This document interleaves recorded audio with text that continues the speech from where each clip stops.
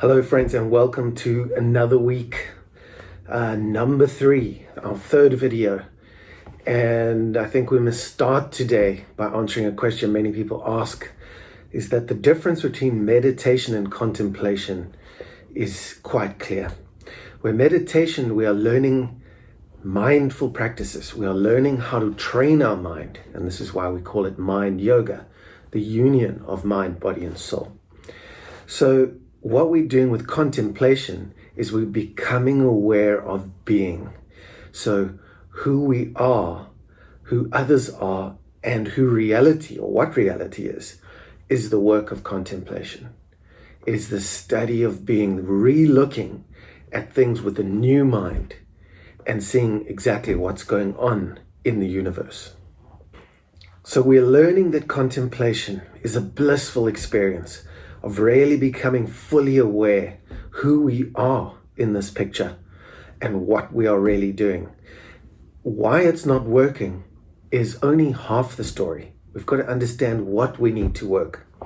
So contemplation goes right through, and we really believe it's the highest form of intelligence. Your intelligence is not enough to get you there. And I think when we look at the sheer size of the universe, when we see exactly how immense and big it is, and what goes on from day to day to hold it in perfect order, we start to realize that we need to re-look at how this thing could be functioning, and then of course all the way into how we are functioning, and then why. So a lot of people are fast asleep, and that is one of the things that meditation and contemplation try to work at. So many people are asleep in their childhood, and they have not matured, especially spiritually. And that is why we get things like suffering. Suffering comes from pain that has not been dealt with, or pain that has been avoided. So suffering comes to teach us that we can only grow, contribute, and move forward. There is no other way but to move forward, to flow forward rather, with the flow of things. And to do that, we need two things. We need effort, we need action, and then we need faith or belief. Pick your word, but you need to be okay with uncertainty, which is the believing part. And the certainty is we know we have to work hard. We know that we have to contribute and help other people to be helped ourselves. So that is the way of things. It's the yin and the yang. And a lot of people are stuck sleeping in childhood. And this is where psychology has gone.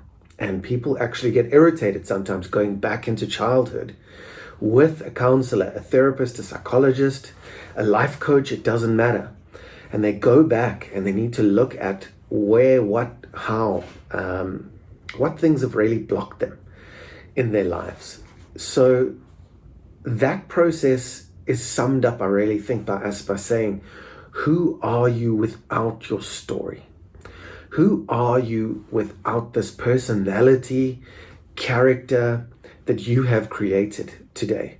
Now, if it's not working, if you have not created what you want, a person who is, say, joyful, peaceful, happy, and on purpose, you might be depressed or anxious. And that can be overcome. In fact, to such a degree that we keep reminding people not to just cope with life. Coping has become a new norm.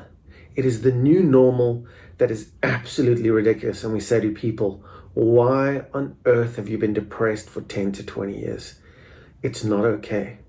So the help is out there and the work can be done. For the majority of people, we have not got a bad deal in life.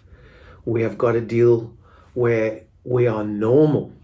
And the normal is overcoming, realizing that suffering can be overcome, transcended, and transformed.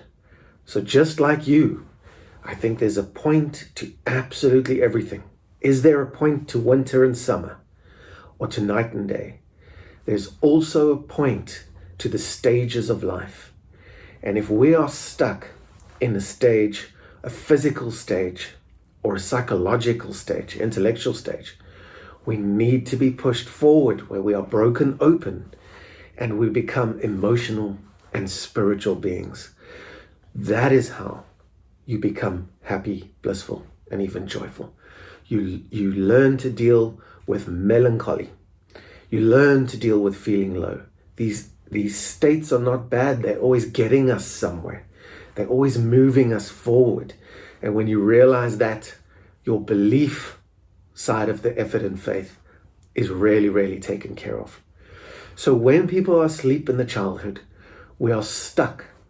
And we have said, you're either stuck in fear, distrust, or drama. The world is a bad place, is drama. The world is chaos. No, it's not. That's why we don't say bad morning, we say good morning. It is not stuck in chaos. And you are not stuck in chaos because you are moving forward to a place of peace. This is ultimately what we really, really, really want. When we want that Ferrari, when we want that BMW or the relationship, we're actually looking to be happy and peaceful, healed and content. And that is what you're going to get through being contemplative and looking at intelligence, the world and everything in it through a different lens. So transformation, growth, and life itself are all difficult. They are intrinsically difficult. This is not an easy journey. Order out of chaos is not always easy. And some of the stages or the seasons in life are not going to be easy either. But having said that, when we are aware and accept that, and we take it in and we become okay, we become open, and we stay open, we stay vulnerable, we stay connected to life, God, self, other, and everything else. We stay open to it. We then are not asleep as we are taught in yoga, in Christianity. You have to be born again. And pick your word, it does not matter.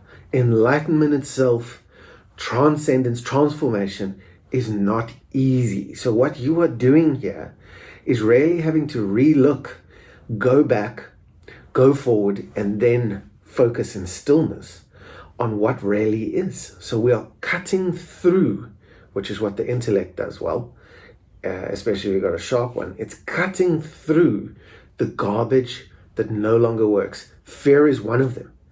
Distrust of this process, saying to yourself and other people in conversation, this world is absolutely in chaos, and expecting joy and peace at the end of the day is not going to happen. So we need to smooth all that out and get our equations right. And when we get the maths, the 0 and 1, okay, the focus and the relaxation, the mind, and then above the mind, the witness or the higher self, when we get them all working together, we are really, really in yoga or in union, okay? So it's not that easy. When we open and close all the time, that is the bipolar nature of a lot of the world today. And it's driven by fear, distrust, and absolute trauma. So let's get out of it today. Let's rise to the occasion. We are in the most interesting times ever. As we unravel ourselves and we live in these times, we get to learn from all the generations that have gone before us and all the people. And they kind of all say the same thing. It is in dying to self that we're born to eternal life. But loving your neighbor, okay? The virtues of Buddhism, of the Stoics, prudence, justice, temperance, and courage. We haven't understood loving our neighbor, never mind loving ourselves. In fact, a lot of us have actually been taught it's bad, it's selfish. So we really need to recenter ourselves to wake up. And that is, after studying all the religions in the world and all the science, all the psychology and all the philosophy, we now know it is just simply moving from limited consciousness, okay, to an expanded consciousness, to a state of contemplative intelligence, which is closer to pure consciousness. So there's nothing really behind consciousness except that pain and suffering. That's the dark night of the soul, the dark in you. There's a saying, light, darkness has not understood it. So we murder, kill, and destroy, trying to find good things from doing bad things. Bad equation. A 0 and a 1, put them together, and you kind of get infinity flowing here. So that's beyond space and time. Contemplation is actually raising yourself above the limitations of just psychology and so on. So this week, we are concentrating on the journey that we all take as human beings. It's great to look at what has often been called the hero's journey, the journey that we as human beings are on, moving through from infancy, from innocence, from childhood, all the way through life. We're going to show you a map where you can actually give yourself a better idea of what really is going on here. So if we threw you out and put you into London and we said to you, here is a map of San Francisco. Go out and navigate your way through London and find a place of peace or a place of worship, or somewhere where you can learn something and do something positive. Here's your map. You could be, like most people, lost for a lifetime. So we need the right map. And I think although history teaches us that we don't learn much from history, the details, the finer details are still in there. So for example, we can do war again and again and again like we've done. Never once have we got anything good from it. But if we stop to contemplate that, we might stop creating war and create peace to have peace. Right now the protesters are going around the world and saying we are fighting for peace, and they are throwing stones at people and hurting other people. We don't have to time travel to understand that it's not going to work. You don't have a clenched fist and find peace from that. So historically speaking, we can learn from the mystics, the monks, the Sufis. We can learn from the yogics. We can learn from the Buddhists, the Jews, the Christians. Pick it. Pick your religion. They all, underneath it all, say the same thing. Love, peace, compassion, empathy. So all these religions say the same thing. It is actually the meek, the egoless, that are going to inherit the peace, joy, and love that they want. So this week we look at the CQ journey, which is a samsara that we navigate. And we're going to show you that map. And when you contemplate that map, you'll be able to fall back on it as a foundation and remind yourself, this is what is really going on. It is far bigger than an ego within us who definitely does not want to change. The ego cannot stand change, anything uncertain, but you crave it. Your 6 basic human needs we're going to go through, from needing certainty at the bottom to looking at the second basic human need of 6, uncertainty. We need both. We can't just stay certain, stay home and be agoraphobic. We would become bored and we would be driven to something higher, adventure, curiosity, and so on. The third need would be significance. We need something. We need to feel like we're doing something purposeful. Love and belonging. And then, of course, growth and contribution. Without growth and contribution, the world itself wouldn't function. It wouldn't spin. One thing is contributing to the other. And when you're in that flow, you're in connection. So when we return to sacred self, we are getting out of the humdrum childhood ways of coping and surviving and looking at the world as just absolute random nonsense. And we start waking up to the idea that something big is going on. And that something big is something good and big. So what we're doing here is we are building mental fitness. We are building a mind that is open to everything and attached nowhere. And how are we going to do that? Is we're going to get the medicine of self-regulation, of really taking control of our lives. The one thing that we can take control of, not the distraction, not the drama of trying to control other people's lives and trying to control why we lost our job or our relationship. Not those things, the real big things. So we're going to strengthen our contemplative or CQ fitness, and we're going to work on a couple of big ones, and they are relaxation, action and power, stillness and contemplation, positivity, acceptance, emotions, relaxation, and then the one we always start with, awareness, building new awareness. Those are the things we're going to strengthen as our CQ fitness. We are going to become strong, but in a spiritual way, in a way that does not decay and break down when you need it. When there's a disaster, a fire, a death, some kind of train smash, you will fall back to your foundation. So this is the foundation we want to create for you. A real awareness of what is going on, of action and power, stillness and contemplation in any situation. Okay, so when we say you can heal your life, we don't mean just on the easy days, every day. So the strategy still is, let's go through it one more time. We are weakening our insurgence. We are weakening the fear within us, weakening the distrust, especially in our relationships, and weakening the drama. We're weakening, stopping looking outside at the fuel price and how the country or the world is not doing well, and start looking within, weakening the idea that we are not doing well. No, we are growing, learning, opening, and contributing. Growth is not optional. It is an intrinsic part of reality and nature. You will grow, even when you avoid it and the suffering, and then love comes to help. You will still be growing every day. So that's something we cannot stop.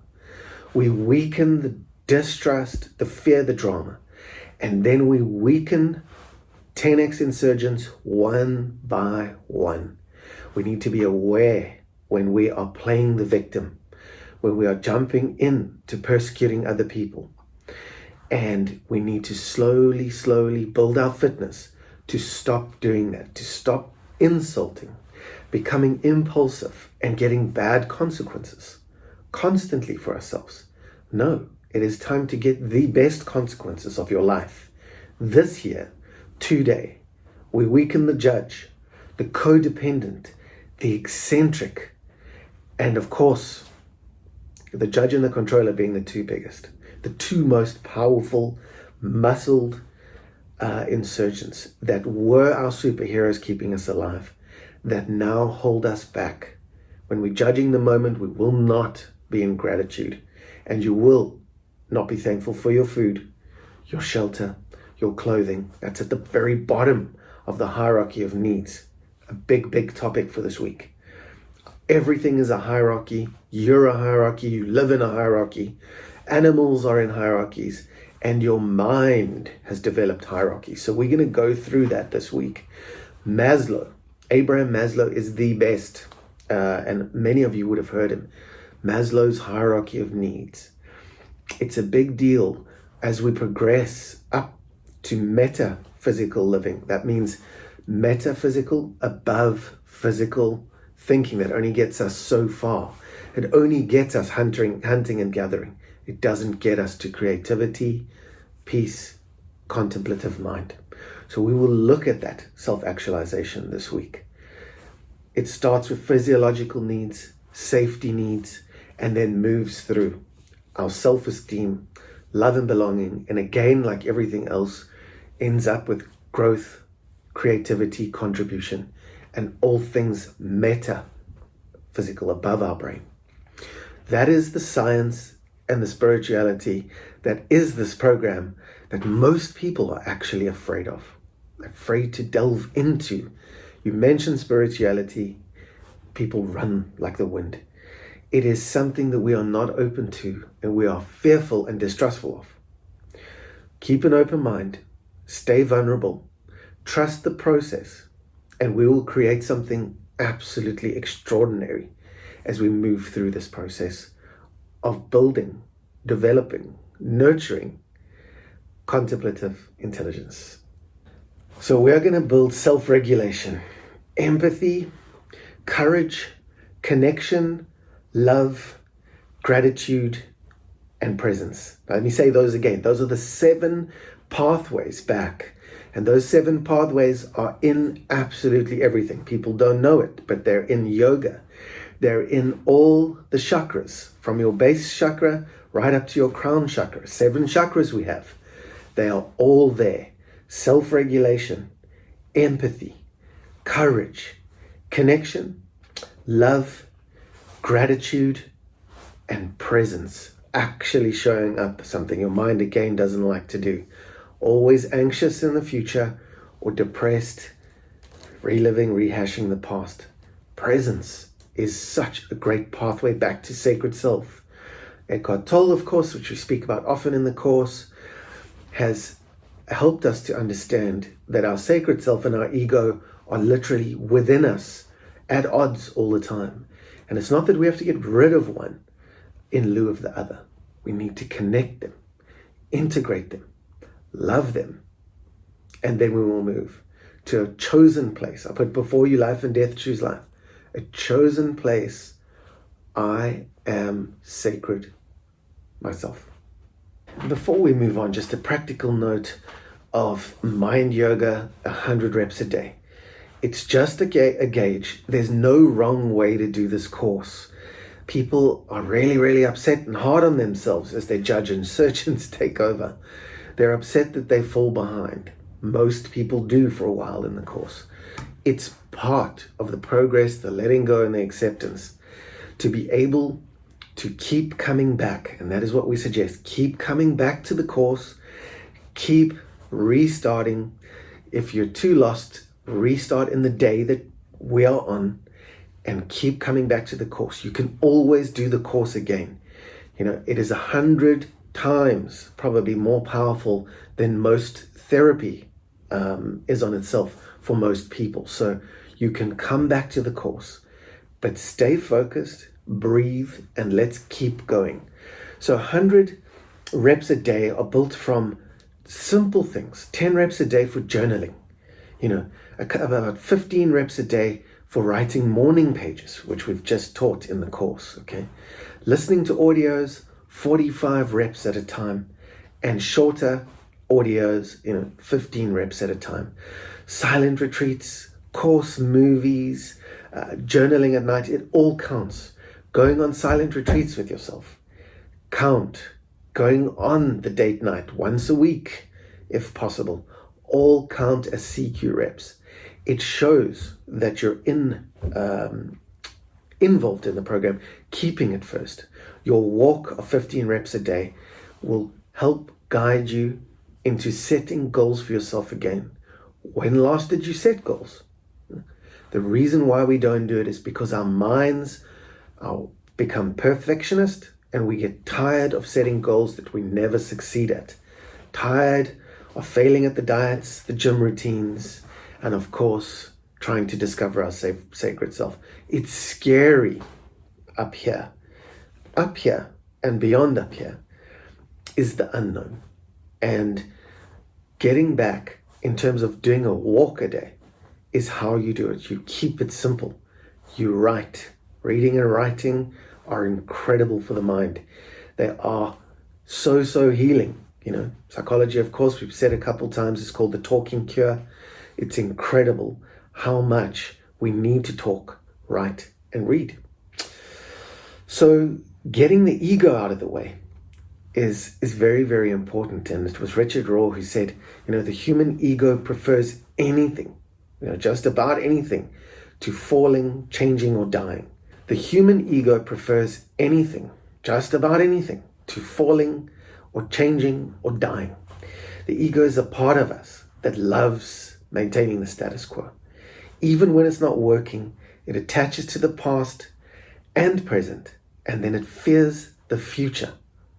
So contemplative intelligence is, of course, rising above this, removing the distorted types of thinking. Psychology will teach us that we are prone to polarized thinking. We are prone to overgeneralization, catastrophizing, blaming other people. We are lost in shoulds. In fact, should I do this? Should I do that? And we end up shoulding all over ourselves. Our emotional reasoning is up to no good, especially before we've done work like this on ourselves. So we will look at the victims this week. We will grab pen and paper and we will come to know ourselves. This is what we've been taught since the beginning of time. Ever desireless, we can see the mystery. Ever desiring, we can only see the manifestations, the nonsense, the drama. So we really need to move beyond the desires of the ego, which is instant gratification, and keep flowing up the hierarchy until we find our sacred self, our metaphysical selves. That is where our happiness is, and that's where we need to go. So quickly, we will look at the universal samsara. It's about beginnings and endings, and then the cycles of both of these.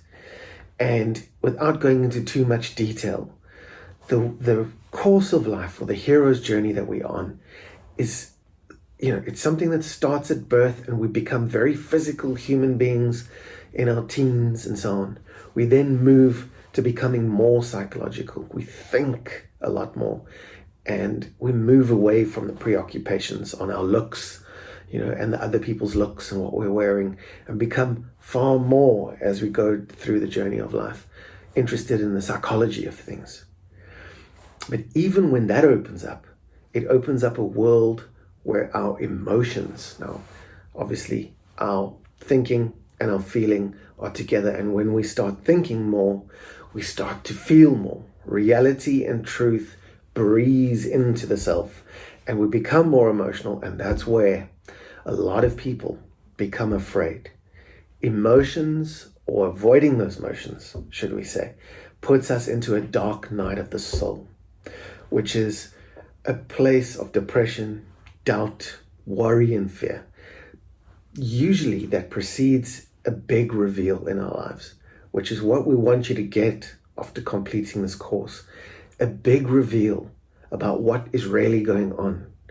We want you to get it, that life is good. Awareness is great. The unseen has purpose and meaning like no other. And the journey that you can unfold from today for the rest of your life is going to be nothing short of marvelous and miraculous.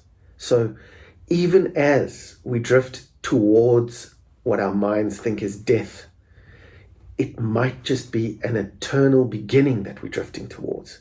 It seems, from what we hear about the nurses and so on, that help people at the end of life, that it is more beautiful journeying with people in that last stage of life, because it's so spiritual, that it's better than working in the maternity ward with newborn.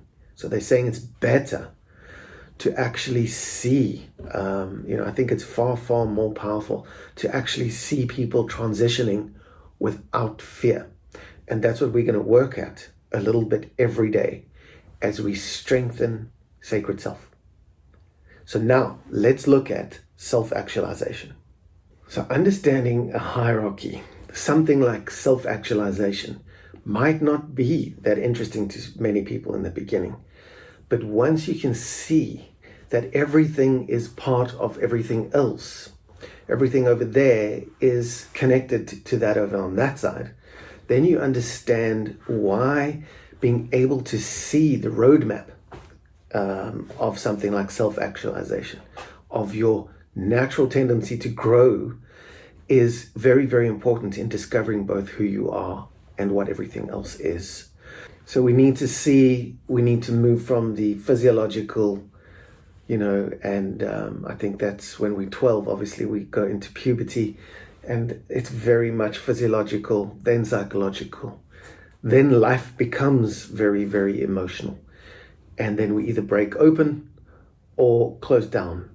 And then eventually we move into our spiritual sacred selves. So that seems to be the samsara of life, the journey of life, which we call the hero's journey. So the need for safety, shelter, stability, very, very important. An anxious person, for example, might want to get home at a certain time and might get scared, when they're a little bit late at night. So getting over those safety needs would bring about a new dimension of needs, which are love, belonging, connection, and inclusion in life.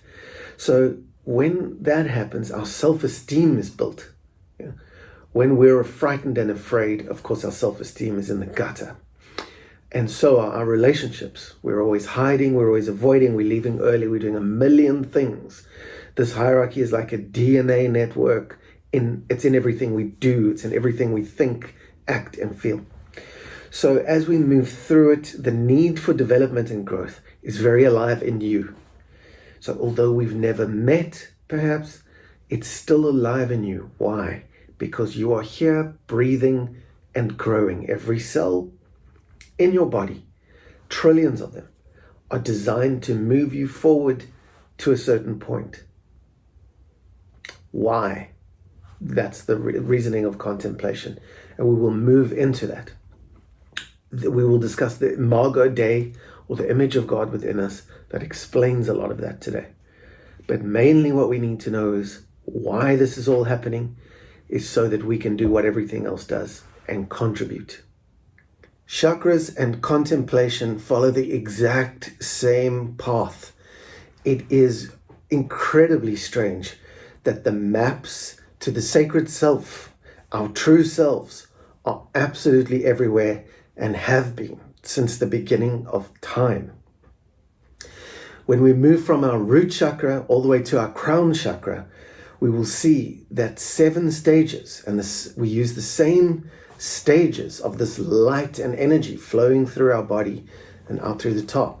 We use that same process in the journey of waking up to what is contemplation. So presence, gratitude, connection, love, courage, empathy, and self-regulation are our 7 paths.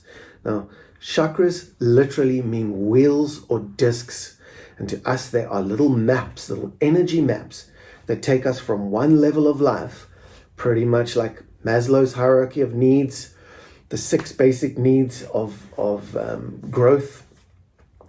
All the maps look the same. So let's look deeper at the chakras and understand how that energy flow can take us back to a state of self-regulation and sacred self. So chakras to the contemplative literally mean disc. These discs are our evolutionary software, and they run our biocomputers, and they autonomously regulate the energy needed for what we do every day. So living a balanced and meaningful life is kind of regulated by these 7 chakras, these 7 colors, and how the energy gets stronger and stronger as we wake up, or realize ourselves, or become more spiritual or metaphysical, is just incredible. So how we do that, especially in our contemplative practices, we go through things like learning about meditation, self-regulation, and mind yoga, because chakras are really rooted in the physical body. So when we're anxious, depressed, and lost in our thoughts, obsessive thinking, that leads to a ton of depression, anxiety, personality disorders, and so on. We turn back to the chakras. We keep it simple, and we go back into the physical body. So in our course and in our book, we describe that people need to go out of their minds and back into their body. It's simple. Breathing will take you there, for example. Meditation, relaxation techniques are going to take you back into the body, but what for? To get the energies open and flowing again. So yoga means union. We keep saying it. And the union of these 7 colors and the flow to us is a roadmap to keeping aligned, open, attached, connected, and moving through the various stages of life without closing down. When we close down, we suffer. So the roadblocks of personality are meant to be transcended or transformed as we do the thing that humans are doing, develop more and more consciousness. All we are doing is developing more and more consciousness. How we heal anything is we look for the truth or reality in it, and we develop a new consciousness that says we're okay. Consciousness is what contemplation is about, and it's what the chakras to us are about. So we heal imbalances in the body, in the mind, and in the soul with an acceptance or an understanding or awareness that our minds, bodies, and souls have been compromised somehow. How all healing takes place is we start to realize in the beginning, I'm not working, it's not working. It's not that life is not working, it's that we are not working life. We are out of control, for example, in our thinking, and we have lost our way or become entangled, blocked, stopped, sick, suffering. We develop a disorder, an addiction, whatever it might be. All can be described as being blocked. So those blocks would be called, 1,000 years ago, would be called our demon chakras. Those would be the things, stress, the demon chakras, that would stop us from letting this energy flow. And what we learn in contemplative intelligence is how to get that flow going again. We go beyond the imbalances and back to the nature of what nature intended. So chakras and contemplation are really, I would suppose, described as the body's mind matrix. They show us that something else besides just mere survival and mere problem solution is going on here. So, the primary chakras, moving from our red color, our root chakra, through the heart, mind, body, soul, and up to the top, where we have what we believe contemplative intelligence. So I think it has shown us, the study of all of this, that this map is the way we get to transcend our limbic systems. We get to transcend fight, flight, and freeze responses of the downstairs of our brains, and then go upstairs into the cerebellum and so on, where creativity, ingenuity, empathy, creativity, all of that stuff lies. So we go from the survival and the root chakras, or as Maslow's hierarchy of needs would say, we go from the physiological needs through psychological, emotional, and of course spiritual. Our spiritual, crown chakras, consciousness, all the same. The map has been there all along, but perhaps we haven't quite realized how to use it.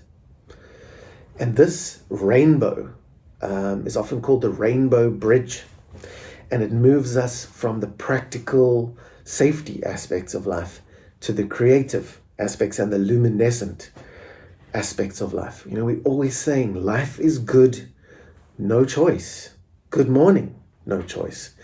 But because we are emotional, we have a tendency to overthink. We have a tendency to go back into the past and become depressed, thinking about all these things in the past that never worked. We also have a tendency to go into anxiety about what's going to happen next. Is it going to be good or bad?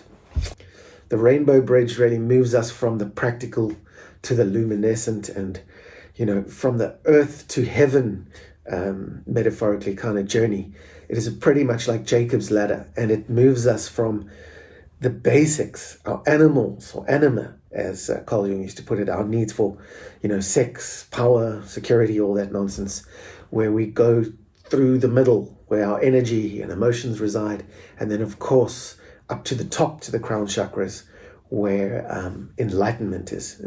So we rarely move from contemplating instinct to compassion, and where the heart and the courage are, and then to enlightenment. So this rainbow bridge is the bridge, the energy bridge, the chi, the shakti, the energy that gets us there. And this journey, can really be attained by practicing something like a centering practice, realizing that all this stuff is going on and that the map is really not out there, but inside.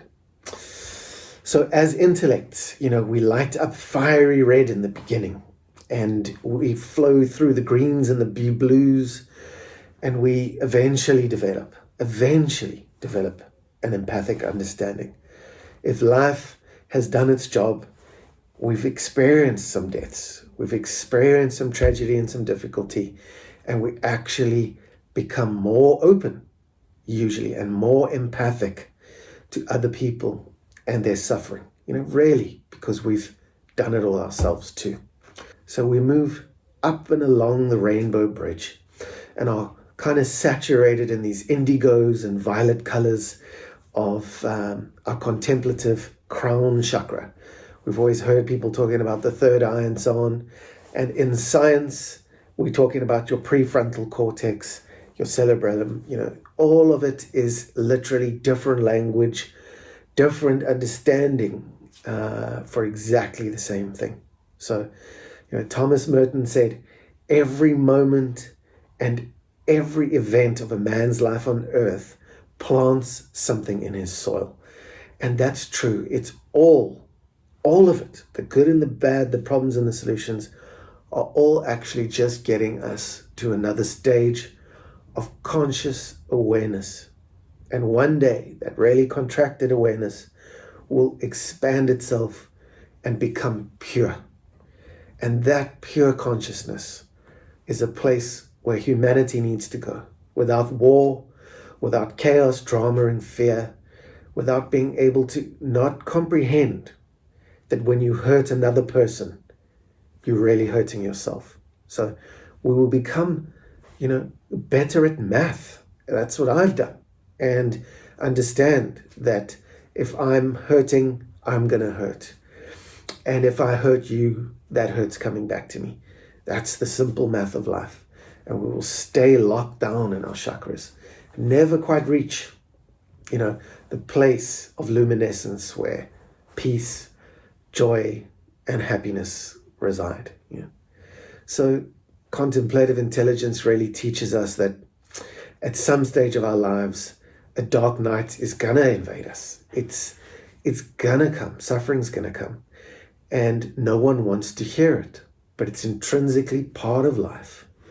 And it's a good part, because that part gets us to where we become always open to a state of happiness, joy, and peace. So we move out of survival mode. It's necessary. We can't stay like animals. We're not animals. We cannot stay habitual, reflexatory, stagnant. We can't. We're growing, we're evolving. That consciousness is coming like a hurricane, and we are being done. So when we block this, or we block a chakra, whichever language you want to use, a fall comes, and then an awakening follows.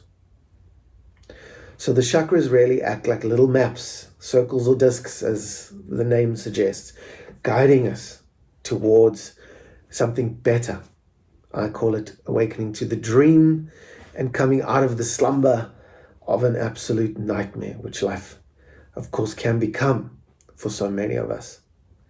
So when we find ourselves on a pathway, on a railway line, staring into the headlights of an oncoming train, we can usually see a journey unfolding.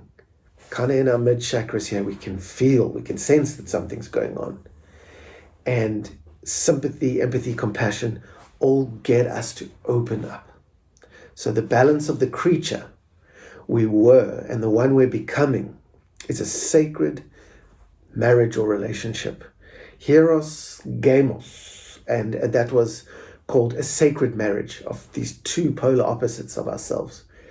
Our lower self, our higher self, our egoic self, or our sacred or spiritual self. These two polar opposites both help transform us to a level of pure consciousness where we actually heal ourselves from depression, anxiety, stress. Okay, so that's the roadmap and the path that we must take from the root to the crown is the spiritual journey. So for more information on chakras, get hold of the book, start the course, but concentrate on self-awareness and mindfulness. Go and have a look what contemplation can bring to you. It's all about, it's not like meditation, which is the focusing on things and the practicing of skills just to get you into a relaxed state.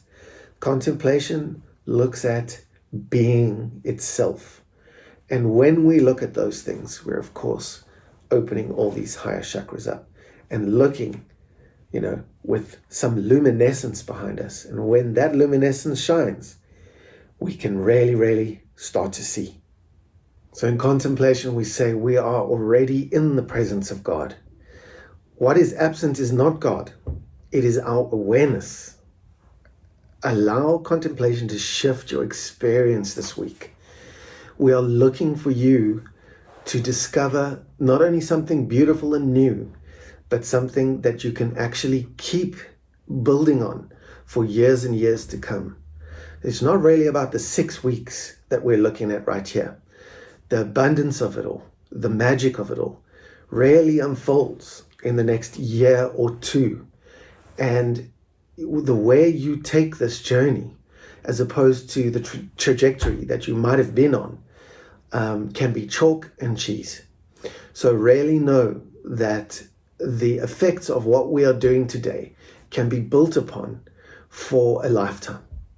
And when we talk about codependent insurgents and so on, we are saying that they have been built up in childhood to protect you as guardians, and that protection is now overbearing. It is like a parent who will not let you out the front door alone. So you cannot grow, you cannot learn to fly if you're an eagle with that kind of mentality.